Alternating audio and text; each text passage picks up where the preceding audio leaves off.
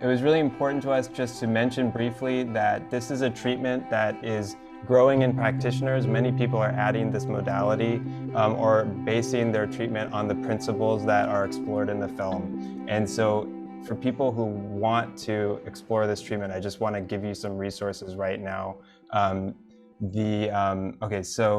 the Psychophysiologic Disorders Association keeps a directory of clinicians, therapists, and physicians, and there's 3 of them in British Columbia. You can also do mind-body coaching remotely. For a lot of disorders, you can tell based on your diagnosis that there isn't tissue damage in your body, and so you can work with a mind-body coach and get to understand these principles of unlearning pain with someone like that. And those people can talk to you from anywhere, really. And so you can track them down on the TMS Wiki is a good site. And there's also an organization called the Pain Psychology Center that does remote Skyping, and find out what's going to work for yourself. Each individual is different. But we wanted to make sure those resources were available. Okay, so one other housekeeping thing really quick. So this film is an independent feature documentary that Marion and I are distributing. And we would love your help if you like the film to help us spread the word about it. We're in the midst of a grassroots screening campaign right now. And so we're doing screenings all around the world, and we're trying to make them as affordable as possible.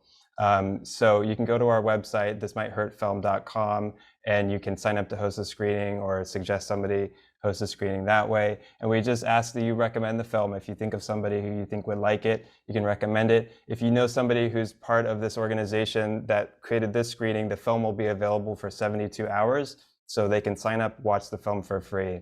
And I just want to also encourage you, if you're glad that this event happened, it's because of the Canadian Mental Health Association that put it on. And so we want to suggest that you offer them a donation. It's through their hard work that we could offer the film for free to you. And if you'd like to, give generosity back to them, we're going to put a link in the chat. Okay, there it is. Thank you, Ariel.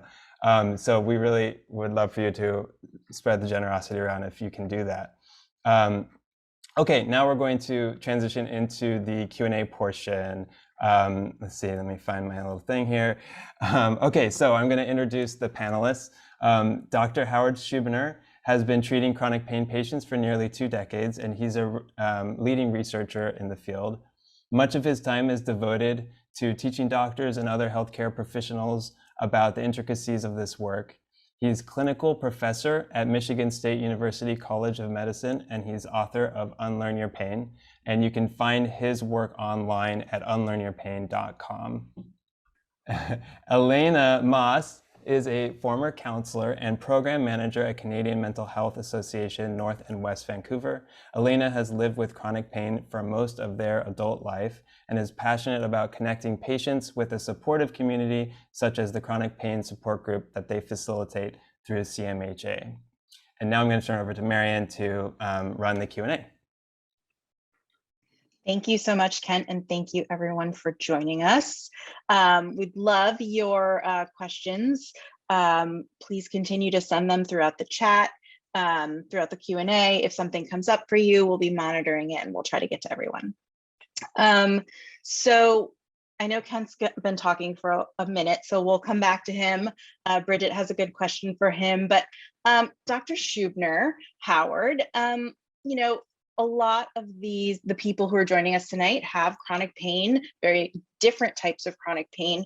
In terms of, speaking to physicians and practitioners that help them, not necessarily just mind-body practitioners, but any sort of professional who's helping them with their pain, how do you suggest that they talk to doctors about their pain so that their physicians and other professionals take it seriously? Because it is so difficult sometimes to really make sure that people are understanding your pain and taking it seriously. Yeah, it's so hard living with disability, living with pain. What we've found is that the most important thing that professionals can do is start with validation and start with compassion. And if you don't have that on the professional side, if the professional is not treating someone by validating their experience and understanding that their pain is real, their symptoms are real, they're not made up, they're not fake, it's not all in their head. You know, those kind of attitudes are archaic, ignorant, dismissive, and judgmental. So if someone's not getting that kind of understanding and validation, if someone's not being treated with compassion, then they're in the wrong place. Their provider is not going to be able to help them because they're not starting from the basics of where they need to start from. Now, I know that sometimes people may not have a choice about who their provider is, but you know, I think it's up to all of us to educate each other, educate our families, educate providers of all types, from massage therapists to manual medicine doctors, physios, and nurses and physicians, to educate them about what pain is and the fact that all pain is real and that the suffering is real. So to me, that's just the basic understanding that we try to teach professionals about, and everyone needs to be part of this understanding. Thank you. I want to turn it to Elaina briefly. Elaina, thank you again for bringing us all together and making this event happen.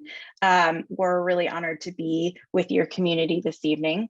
I know you have experienced chronic pain. Could you talk to us a little bit about, you know, what you've experienced, of course, whatever you're comfortable sharing, and what that experience has been like for you? Sure, I'd be happy to answer that. My pain journey actually started a very long time ago as a child. I used to get chronic migraine headaches. Luckily, I was able to grow out of them, but then I started to get chronic pain as a young adult. My pain is primarily from the waist down. So I suffer from chronic pelvic pain and leg pain, but I've also been diagnosed with fibromyalgia. So I do get that widespread muscle and nerve pain as well. It started off pretty slow, and then it quickly accelerated to the point where I was missing several days of work. I was showing up late to work. It really limited all sorts of, daily activities. I think in my bio even said it took probably close to a decade of seeing different doctors to actually find a physician who actually understood where I was coming from and didn't just see, OC and, a mood disorder on my medical chart and just assume that my pain was a result of my, depression or, obsessive compulsive disorder. I've had doctors tell me not that it's just like my OCD. I've had, doctors try to diagnose me with very archaic psychiatric diagnoses that aren't even like used anymore. I've had doctors say, well, I run a blood test. I can't figure out what's wrong with you. Some people just live with pain. You're just going to have to learn how to deal with it. And this idea that just some people have pain, and the idea that there's some level of pain that is acceptable to live with just didn't sit well with me. I'm looking back on my journey, if I had been in a worse place mentally and having doctors give up on my treatment and figure out what was wrong with me so quickly, I'm not sure that I would actually be here today. I think it's so important that even if you don't know what's wrong, to at least give some hope that you're there to work with the patient and work with them alongside them and figure out what's going on, because that was the most powerful moment for me out of my whole journey was, seeing my rheumatologist for the first time. This was after, 7 years of, getting bounced around, getting, basic tests done, not getting anything more extensive than a basic blood panel or an MRI or, an ultrasound. Never got referred to a rheumatologist, never got referred to, any other, like an internist or even a gynecologist. And I sat in her office, she did her exam, her clinical interview, and she just like looked across the table from me, looked me directly in the eye and said, I don't know what's going on with you right now. I can't tell you what's causing your pain, but I promise you that we will work together and we're going to find out. And that was the pivotal moment that I knew that, things were going to be okay. And, because of that experience, because I had a doctor, as, Dr. Schubiner said, who came from a place of compassion and, believed me when I said that my pain was real and took the time to run every test you could think of, that I'm here, working full time, being able to help organize events like these, being able to have like my life back. It's been quite the journey. I'm in a much better place now. I still have a long way to go. But yeah, it's just a little bit about kind of where I'm coming from and what I've been through up until this point. Thank you so much for sharing that with us. Howard, I want to go back to something Elaina was talking about in that in their answer when they were talking about the doctors that they were seeing who were chalking their experience up to like OCD or other some of their other mental health issues that they mentioned. Often patients are accused of making this up or imagining their pain. So, how is the work that you do different? Like, how are these learned neural pathways different than, imagining pain? Yeah, that's a really great question. What we've learned over the past 10, 15 years from a neuroscience point of view is really shocking and eye-opening and mind-blowing. And it has to do with how the brain works. And what I always tell everybody, all my patients, is we can't understand pain unless we understand how the brain works. And it turns out the brain works by something called predictive coding, which means our brains actually create and generate our experience. Now that sounds crazy because we think our experience comes from what we see, but it turns out vision doesn't come just from light that comes in our eyes. Vision comes because our brains create the images that we see. If I gave you glasses that turned the world upside down, prism glasses, you'd see everything upside down, but only for a few days, and your brain would turn things right side up, even if you're still wearing those glasses. And our brains create what we hear, and our brains create what we feel. That doesn't mean that an injury doesn't cause pain. An injury does cause pain, but when you touch a hot stove, it's not your finger that's causing pain. It's actually the brain, because the brain is the only organ that can create the experience of pain. And we know that not all injuries cause pain. So you can have an injury and not have pain, and that's been documented many times in many research studies. And you can have pain without an injury. And so understanding that opens up the whole world to see that all pain is real. All pain is generated by the brain.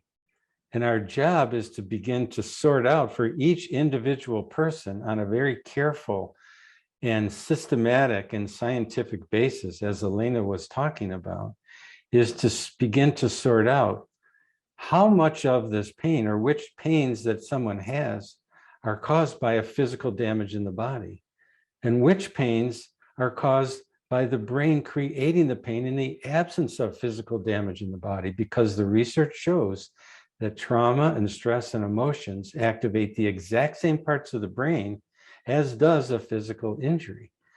That means that the pain that is caused by a physical injury is exactly the same as the pain that can be caused by stress and emotions. It's the same pain. It's all real. It's all generated in the brain. And this is a revolutionary concept, and it's absolutely true. It's how the brain works. So starting with that can open up the door to help understand and begin to investigate every individual's pain and begin to sort it out. And I only treat people whose pain is caused by their brain. But it turns out that a lot of people with chronic pain, the injury that they had that started the pain has healed. And the pain now is caused by neural circuits in the brain. And I can't tell, I'm not saying this for anybody other than somebody that I've actually evaluated, but when you do these kind of evaluations, you can figure that out most of the time. Great. I think we'll probably get back to a couple points that you made in there. Some more questions are coming through, but why don't we turn it over to Kent for a second? Kent, Bridget asks, how you started to become interested in this treatment and how we, started to make a film about it. But I think even more than that, some context that I can add to this question is that, it was a difficult and long process to make this film. So what made you keep going throughout all those challenges and, still to this day? Yeah, sure. I'll start with just backing up a little bit and just telling my story. So when I was in college, after lifting weights that were very heavy at the gym, one day I started to get bad pain in my arms, burning and soreness. And after seeing doctors, I was diagnosed with tendonitis, and the pain was growing steadily worse. I tried physical therapy, I tried opioids for a while, and I had to drop out of college because I couldn't use my arms. It was just always causing pain and a lot of fear. And then I read this book by Dr. John Sarno called The Mind-Body Prescription, and light bulb went off, and his explanation about how the body heals from injuries, it just made so much sense to me. I was young also, I was only 22, and I just couldn't believe that I was debilitated at such a young age. And after reading the book, I had a pretty rapid recovery, but then the pain moved to different parts of my body. It moved out of my arms and it went into my shoulders, it went to my chest and my head. And that was just like, oh my God, come on. I had no idea that physical symptoms that are really painful could be projected to different parts of my body, seemingly at random, because I had sort of moved it out of where my arms were, where it was, because I thought I had tendonitis. And so after a few months, I was able to get totally better, and I haven't had a problem with chronic pain since then. But I've always had this sense of realizing that many people are like I was 5 months into my pain problem, when somebody was like, oh, sometimes that can be psychological, or sometimes that can be, caused by the mind. And I was like, F you, that's not what I have. I have real physical pain. And because that's exactly what it is and what it feels like. And if it's not explained in a way that can be accessible, that makes sense, it can really be interpreted the wrong way. So this is why I wanted to make the film. I wanted to really show people what it can be like, how this kind of pain, mind-body pain or learned neural pathway pain, is very severe, it's very debilitating. And so if you have pain like that, it's just worth searching and looking at this other paradigm and seeing, can it work or not? And so I was so curious to see, can it work for other people or not? And this is why we wanted to make the film. And I really had no idea what I was getting into when I first met Dr. Schubiner and went out to Detroit and started filming. And it was a very hard film to make. I'm going to pause there. Maybe I'll ask you, Marion, what were the biggest challenges of making this film and getting it to completion? Yeah, I've been thinking about this a lot. I think part of the challenge is, sort of life. We weren't able to do this for our full-time jobs. So we, had to have full-time jobs, and then we had to work on this on our evenings and weekends. And, as we started to meet our partners and plan weddings and, spend pretty much all of our free time just making the film. And so it was a challenge, and sometimes it was really hard to keep going, especially because when you're being denied by funding opportunities, you feel like, does anyone want this film? Are we doing this for nothing? But then, of course, a few years later, you're at these wonderful events, and you know that it was all for a purpose. So so yeah, there were many challenges, but we're still really happy to be here with you all tonight. Howard, I want to go back to something Kent said in his story, and that we're also hearing from a few members of our audience. People like Heather and Brooklyn are talking about some structural issues that they have had, and of course Kent mentioned that too, of like, you do have an injury, but then the pain just continues, or you have an injury and then you have a host of other conditions as well. So, you know, how are people who have structural issues and people who have been diagnosed as structural issues, but maybe potentially don't have the structural issues that they've been diagnosed with, how can they use this work to help with their pain? Everyone deserves a careful clinical evaluation. And what we've done but unfortunately, that's not always available to a lot of people. And a lot of doctors don't have the time or take the time or have the knowledge to do the kind of detailed assessment to determine how much or which types of pain might be structural or not. And so what we've done is we've created some checklists and some information that people can look at and read and learn and begin to figure things out for themselves sometime. For example, when pain turns on and off in a particular area, it's less likely to be structural, because usually a structural pain is going to be there. If your arm is broken, it's going to hurt. It's not going to move from one arm to the other arm. So pain that shifts around the body, pain that turns on and off, pain that's spreading, symptoms that pile on top of one another. There's a variety of clues, symptoms that are triggered by sound or light or computer screens or the weather. There's a whole variety of ways of thinking about it and looking carefully and investigating, because it's hard to know sometimes, because if you do an MRI, if someone has back pain and you do an MRI of their back, the vast majority of people are going to have an abnormal MRI of their back. But abnormal MRIs are normal. People who have no pain have degenerative disc disease and bulging discs and a whole variety of these, quote, degenerative changes. And so sometimes we err on the side of the doctor saying, oh, it's this or that disease, when it's actually neural circuits or neural pathways in the brain. And then other times it may be the opposite, where the doctors aren't paying enough attention to the physical nature and doing enough testing. And so people need to have enough good medical evaluation, but they also need, I believe, to investigate their symptoms to see if they might fit into this category. Because who wouldn't want their symptoms to fit into a category that can be reversed without medication, without injections, without surgery? Wouldn't you want that? See, I would. And so we're not trying to force this diagnosis on anybody. That's the last thing that we want to do. But we want to offer it in kindness and caring and compassion for people who are suffering, because some people can really get better, as you saw in the film. Look at that woman who was bedridden for 8 years with this horrible, horrible stomach pain. But when we took the time to investigate it, it was obvious, I think, that these were neural circuits in her brain, and she got better.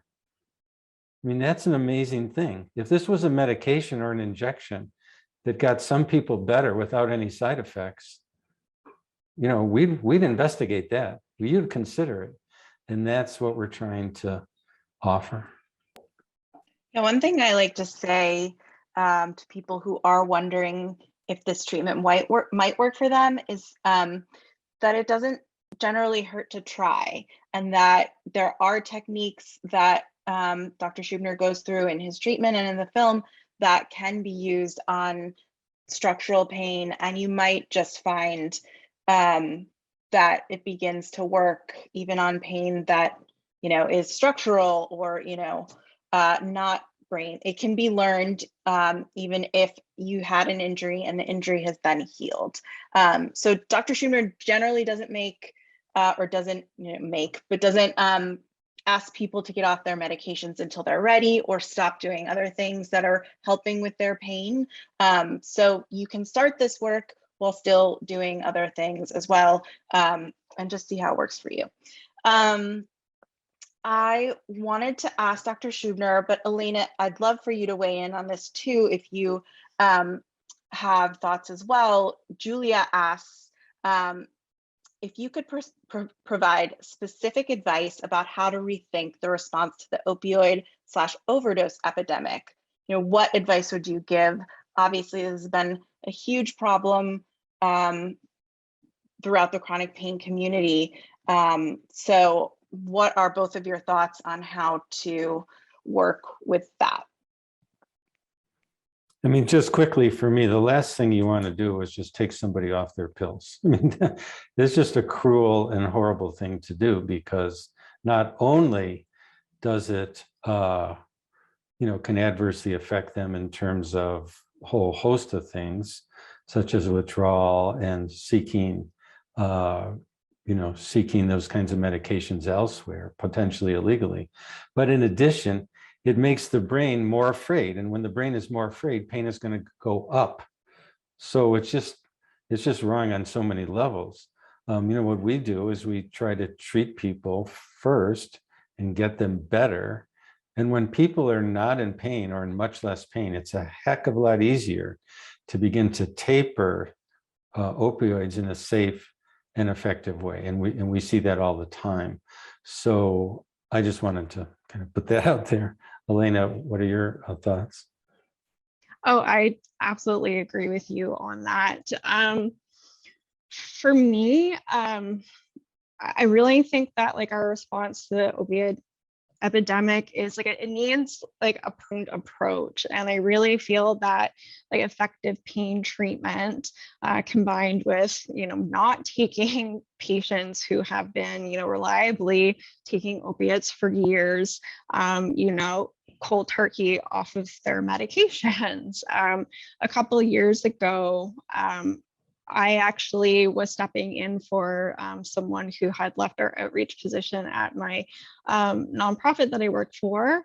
And I spoke with a gentleman who their doctor had diabetic neuropathy, was in a lot of pain, had taken opiates for years to kind of manage his pain. And he had been taken off cold turkey, and he was suicidal. And I literally had to talk him out of killing himself.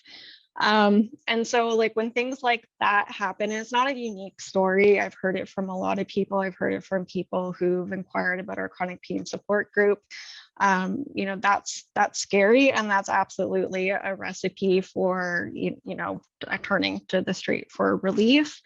My understanding is that it's really like a systemic thing in regards to like if we're looking at like effective pain treatment as being a part of our response to like the overdose crisis. Like it's really like a huge problem to tackle because it's like systemic in Canada. I'm not sure if anyone has read the Canadian Pain Task Force report, and there's actually 3 of them, but it was in the second report that they had put out that they cited a study that was done a few years ago that out of 10 Canadian universities that they looked at that had, veterinary departments like nurses, doctors, and other allied health professional training programs, that 68% of them could not identify any hours allotted to chronic pain education. And they also found that out of, kind of like comparing it, the nurses and the doctors to the veterinary students got, 2 to 5 times more pain treatment education than doctors did and nurses. And that's like ludicrous to me. So I feel like it's a big problem to tackle. And it's certainly something that it's really going to take a whole lot of people to come together and figure out. That's just my opinion on the matter. It's It's a great question. So thanks, Julia. Thank you, Elaina. So we have probably just a few more questions left, and then we will potentially break off into our breakout rooms, but I'll let Kent speak more to that. Dr. Schubiner, we had a number of questions about Lyme disease and other tick-borne illnesses. Have you seen this type of work be effective for those? It really comes down to making an assessment. And there's a tremendous, there's tremendous polarization in the society. And there's a lot of polarization around the idea of chronic Lyme disease. Everyone knows that there is acute Lyme disease, and acute Lyme disease is an acute infection.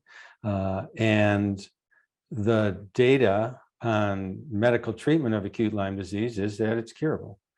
Even secondary Lyme disease, where you can have Lyme disease of the brain, is curable by a 2-week course of IV antibiotics. And so if someone's been diagnosed with chronic Lyme disease and they've been treated with antibiotics and they're not better, then my suggestion would be to question the diagnosis. Because we know in the medical community that the infection can be treated with antibiotics. And so I have seen a lot of people, and some people, and somebody here might be really pissed off at me for saying this, but I've seen a lot of people who've been over-treated with antibiotics for weeks and months and years. And I've seen people who are over-treated for chronic Lyme disease by a variety of costly interventions that haven't worked. And so if you're seeing somebody who's treating you for chronic Lyme disease and it works for you, great, I'm very happy. But if you're on this merry-go-round of costly and invasive treatments that aren't working, I would suggest that the diagnosis may be incorrect. And sometimes people who are so focused on Lyme disease as the problem might be missing what we're talking about here. And I'm not saying I can tell anybody here what they have without going into detail and understanding their situation. But I have seen many people who are told that they have chronic Lyme disease and did not improve with the treatments that were recommended, who did improve using this work because the assessment was that they actually didn't have chronic Lyme disease. They actually had a neural circuit disorder, which of course is real, but it's not chronic Lyme disease. Great, thank you. And then I wanted to go back to this question from Karen for Dr. Schubiner. Is a conversion disorder the same as a mind-body syndrome? Of course, obviously conversion disorders have a bit of a bad reputation. So how do you compare that to, the work that you're talking about? Yeah, that's a great question. The whole language just gets blurry, and the whole language thing gets contentious sometimes, because who wants to be told they have a psychosomatic disorder? Because when you say psychosomatic, it sounds like it's all in your head. And when it's all in your head, then it's not real. And, if we call it a mind body, is that better than psychophysiologic or conversion or neural circuit disorder?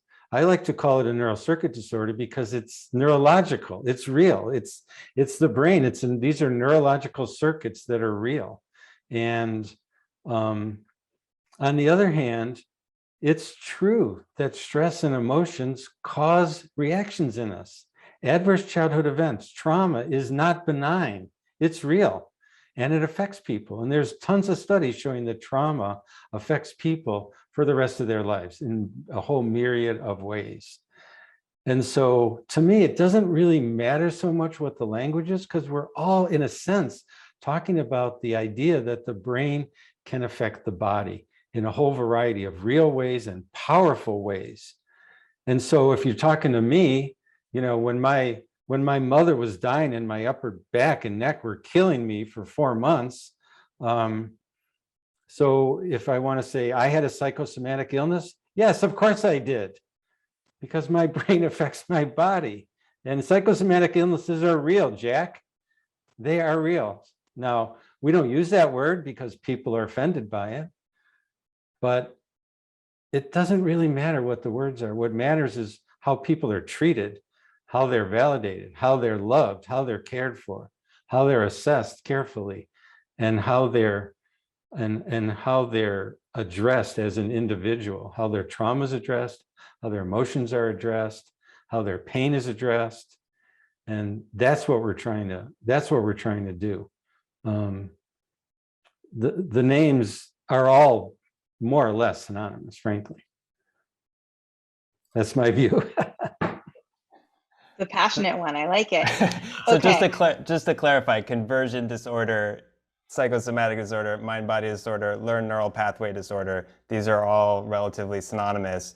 And I think what Howard's getting at is that because people are dismissed when they have something caused by their emotions, because they're so frequently diminished as if the pain isn't just as real and just as debilitating, these words take on a negative connotation and they're associated with stigmatizing people. And so we come up with a new word that's not associated with stigmatizing people, which is important. And it's also, I think, the thing that we're also doing when we're evolving the language is we're recognizing that there's new evidence in the neuroscience that there are things going on in the brain that we can see changing. So it's not physical, but there are changes in the nervous system that are real changes that we've observed now. And the language has evolved to recognize that. And that's why Howard uses terms like neural circuit disorder, neural pathway disorder. I think mind-body is sort of a timeless thing because we're always going to have minds that cannot be fully understood by biomedical understandings. But anyway, yeah, and then these older terms like conversion disorder, psychosomatic disorder, they're not used as often and they're more associated. Somatization is another one. They're associated with stigma, but I don't think the goal is to throw out those words. The goal is to destigmatize these illnesses. I'm someone who's had a psychosomatic disorder. I've had a conversion disorder. I've had these things. We can call it a learned neural pathway disorder, but anyway, so I'm also feeling passionate about it because the point is to stop stigmatizing mind-body disorders and to recognize that they're real and the language doesn't matter as much. That was very well said. Thank you for adding that. Okay, last question. It's from Carolyn. I'm going to read it, but I think, especially Howard, you'll know that the diagnosis she's talking about, we could replace it with a number of diagnoses in this question. But her daughter has been diagnosed with deep infiltration endometriosis. She's had multiple surgeries, but no pain relief. Carolyn says that there is tissue disease, but no one seems to know where the disease comes from, and believes also that the daughter does have links to trauma. Carolyn's looking for a multidisciplinary approach that could be appropriate for their child, but of course, it's hard to find. So who would you refer her to for this type of treatment, especially when it's very difficult to find in every neighborhood in Canada? Well, you're asking a difficult question. The first part of it is, I think, to try to sort out if some of this pain that she's having is due to neural circuits in her brain. Because if the surgery was successful in removing the tissue, then maybe the pain that she's having now isn't due to that tissue because the surgery was successful in removing it. She's had several surgeries. So that's a possibility that I would consider. Obviously, I don't know in her case, but I would consider that, and I would suggest that you guys look into some of the material that I think Ken put in the chat and that you can find in our books and in our research of how to begin to assess, as I was saying before, pain that might shift or move or be worsened by stress or turn on and off or be triggered by innocuous stimuli and things like that. Now, in terms of disciplinary clinics. It's really hard for me to say in the US, much less in Canada. And so, I have to ask Elaina, about that more. Some of the big medical center, I know in the States, like Mayo Clinic, Cleveland Clinic, some of the big medical centers have these multidisciplinary pain clinics for people who truly have combinations of structural and non-structural pain. Those can be very useful. There's a bunch of programs called functional restoration programs. There's programs that are called, or AMPS, amplified musculoskeletal pain syndrome programs, that are, kind of residential, that can be very helpful. Unfortunately, what I've seen is that many of these programs actually don't understand the mind-body connection very well. So I don't know, Elaina, if you have other thoughts about that. In terms of treating endometriosis, I mean, I have it. Canada is real far behind. A lot of countries were really not that lucky, unfortunately. There is the endometriosis clinic at the BC Women's Hospital. Mixed things about that clinic. So I can't say for sure whether that would be helpful for someone or not. But I do know that they do talk about central sensitization at that clinic and its role in increasing pain with endometriosis. So they do talk about that mind-body connection. When they do talk about, sorting out the tissue damage caused by the endometriosis. But yeah, I don't have a good answer. Definitely check out the resources on our website. Carolyn and I think Dr. Schubiner has also put his email in the chat if you want to ask any more questions. Thank you, everyone. I'm going to turn it back over to Kent. Hi, everyone. So yeah, we're going to conclude the Q&A in just a moment, and there's going to be an opportunity to join for a small group discussion with other people from British Columbia. We're going to break you up into groups of 4 or 5, and you'll be sort of automatically distributed. This is totally optional. The prompt we're going to give you is sort of like, how did the film affect you personally, and did it change how you think about pain and symptoms and treatments? Before we divide you up, I just wanted to mention again, please, if you can, offer a donation to the Canadian Mental Health Association. We're going to put that into the chat again. They were able to fund this event so that we could offer it to you all for free. So if you'd like to share generosity back in their direction, please do so.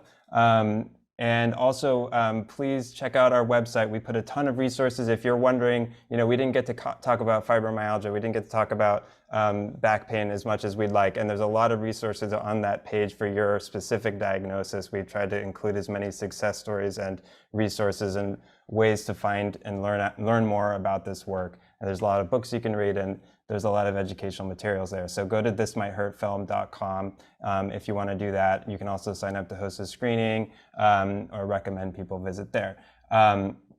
Okay, so now we're going to divide into the rooms. Can I just interrupt you for 2 seconds? Of course, yes, please, Elaina. I've just been getting a lot of private messages from people. So I just wanted to say that if people are interested in learning more about the chronic pain group or have like any other questions, they can email me. I'll put my email in the chat. It's just elaina.moss@cmha.bc.ca. Happy to connect. So thanks. Okay, so Ariel, if you're here, let's divide people into rooms, and we'll have a quick little discussion and get to sort of mill around as if it's the end of a movie in a theater.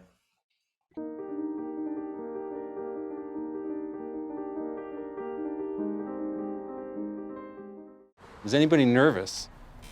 Yeah. We're literally on this together because what we're here for is to get better. Tingling to numbness, primarily my left hand. 100 million Americans suffer from chronic pain. This illness has taken a lot out of me, out of my family. Just the worst pain that I've ever imagined in my life. He's taking all these meds and he's no better than he was. Millions of patients with pain have become opioid addicted. We have this idea that when there's pain, there's something wrong with the body. It's not always that simple. Hysterectomy, colostomy, ileostomy, but then the pain came back. The brain is powerful and can cause almost any symptom imaginable. How does our life events affect our body? That's what we're going to go through today. It terrifies me. I can see that. I would reject the notion that everybody with chronic pain has a psychological origin. You're saying that if I fully express my anger, that's going to help me not have a headache? Yes. Okay. I don't expect Dr. Schubiner to cure me. I call BS. It's pretty succinct, to the point. I don't know exactly what to expect. People have been taught to suppress emotions in general. What I'm doing in my class is helping them express rather than holding it in. I fought my whole life. Just tore my life apart. I'm angry and I'm sad. This treatment is not for everybody. Now I'm experiencing new symptoms, and so I'm freaking out. You're stirring things up. My shit is so stirred up.